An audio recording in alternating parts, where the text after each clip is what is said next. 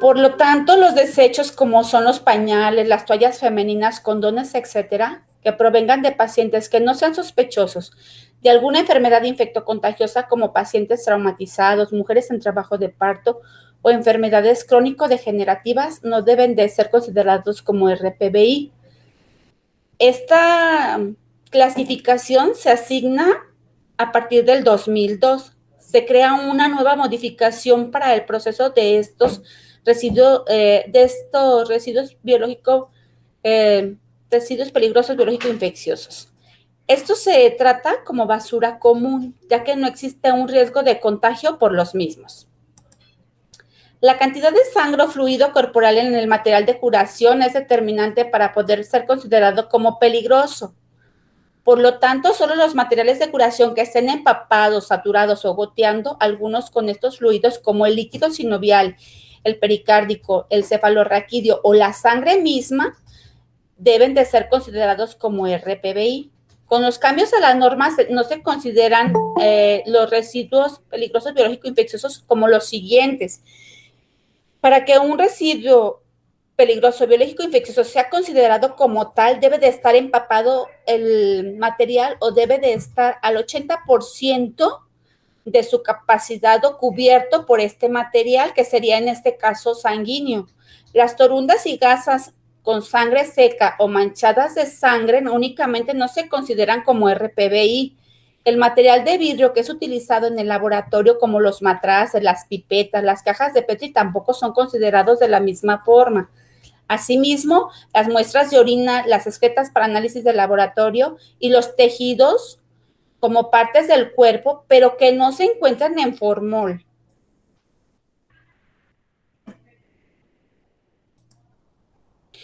¿Cuál es el objetivo de esta norma? El objetivo de esta norma es primordial. Es proteger sobre todo al personal de salud de los riesgos relacionados por este manejo de estos residuos, así como proteger también a nuestro medio ambiente y a la población que pudiera estar en contacto con estos residuos dentro y fuera de la institución médica. Estos residuos peligrosos biológico-infecciosos son aquel material generado durante los servicios de atención médica que contengan agentes biológico-infecciosos como son los virus, bacterias y parásitos.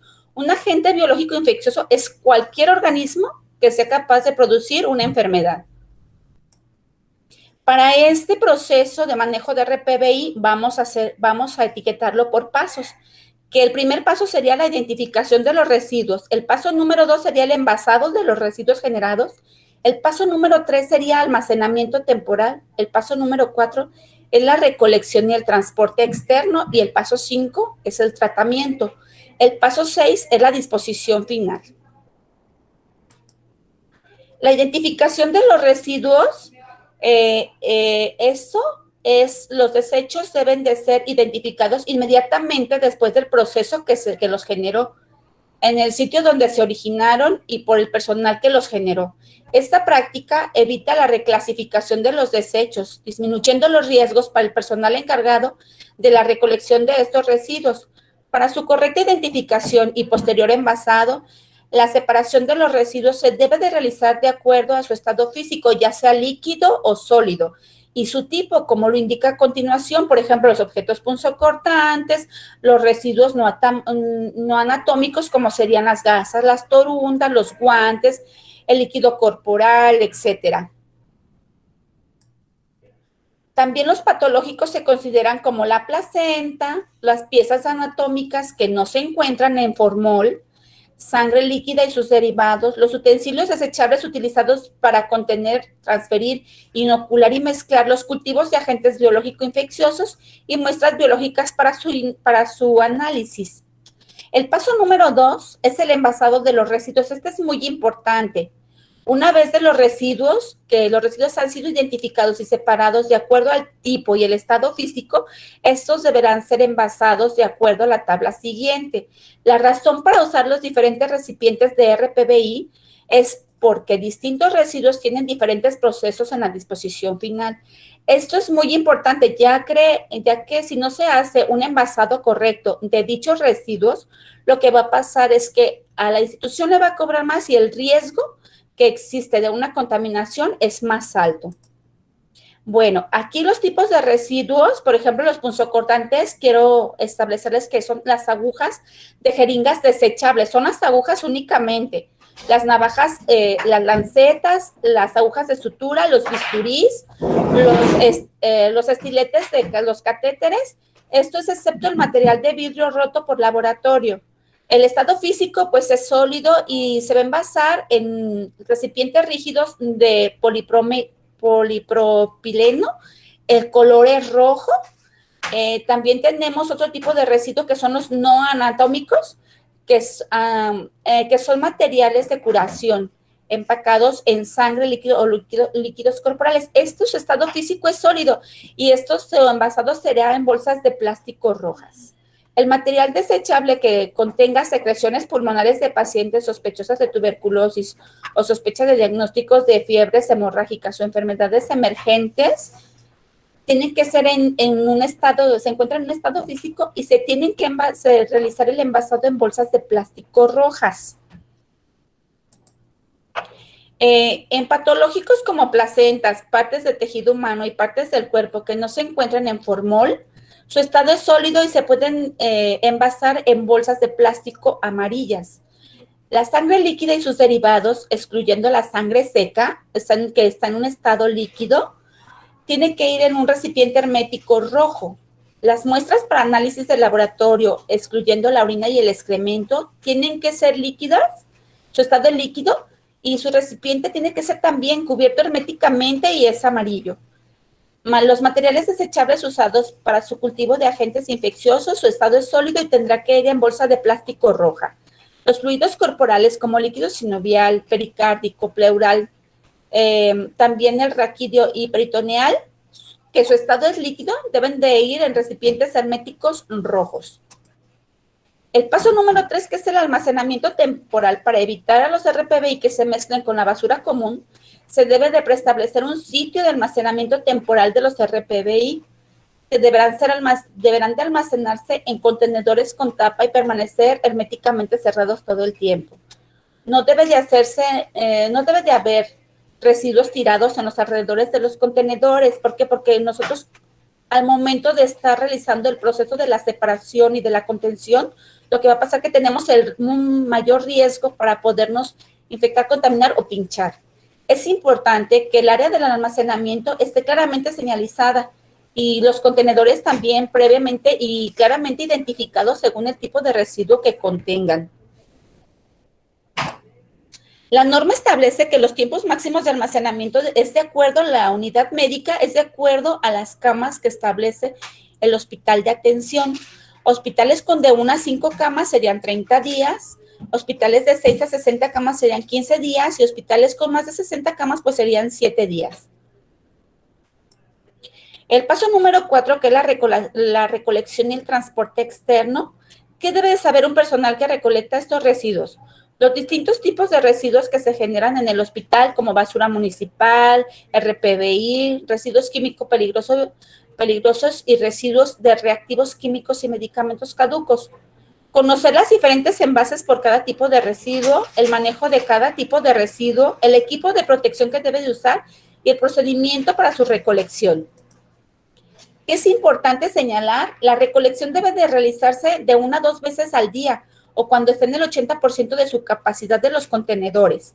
Las bolsas de recolección no deben de llenarse más del 80% en su envasado y no se debe de comprimir las bolsas de envasado. Tiene que cerrarse herméticamente estas bolsas con un mecanismo de amarre ya es muy seguro que evite que los residuos salgan.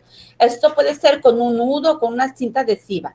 Verificar que los contenedores estén bien cerrados y la basura común que se coloque en botes o bolsas de plástico de cualquier color excepto que sean rojas o amarillas. No nos establece que específicamente sean negras, solamente que no sean rojas ni amarillas. El transporte del RPBI. Existe una ruta preestablecida para trasladar los residuos en forma segura y rápida de las mismas áreas donde se genera hasta el área de almacenamiento temporal. evitando pasar sobre todo por las salas de espera o de horarios de comida de pacientes. Asimismo, cuando haya mayor afluencia de personal. Si la unidad médica cuenta con carros manuales para transportar estos residuos, estos no deberán rebasarse su capacidad de carga para evitar que los residuos se caigan de los mismos carros y se dispersen durante su recorrido. Los carros manuales deben de transportar, en los cuales se deben de transportar los residuos, se lavarán diario con agua y con jabón para garantizar las condiciones higiénicas de los mismos. El paso 5, que es el tratamiento, bueno, las instituciones de salud pueden realizar el tratamiento final de los residuos dentro de la misma institución médica.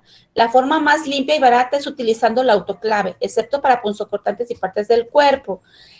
Se sugiere que este proceso por medio de la autoclave únicamente se procese o se realice este tratamiento para esa finalidad. No se puede utilizar la misma autoclave para dar este proceso y para esterilizar material limpio.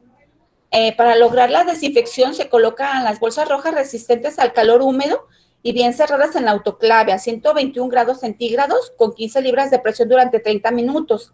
En este caso, las cajas de Petri desechables y otros dispositivos de plástico utilizados en los laboratorios quedarán irreconocibles, como ustedes observan aquí en la imagen. En caso de no contar con un autoclave, como pasa en nuestra institución o en este hospital, los RPBI se deben de almacenar temporalmente, dentro de los límites de tiempo antes mencionados, para ser recolectados más tarde por el servicio especializado para estos residuos. El paso número 6 es la disposición final. Los RPBI que hayan sido tratados podrán disponerse en camiones recolectores de basura común si esto amerita este residuo, mientras que los RPBI sin tratamiento deberán de enviarse a empresas recolectoras autorizadas. Muchas gracias. No sé si hay alguna pregunta por mi parte. Espero que haya sido claro esta presentación, que haya aclarado las dudas que ustedes hayan tenido.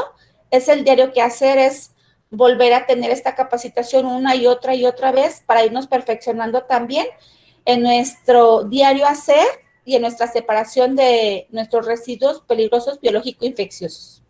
Muchas gracias.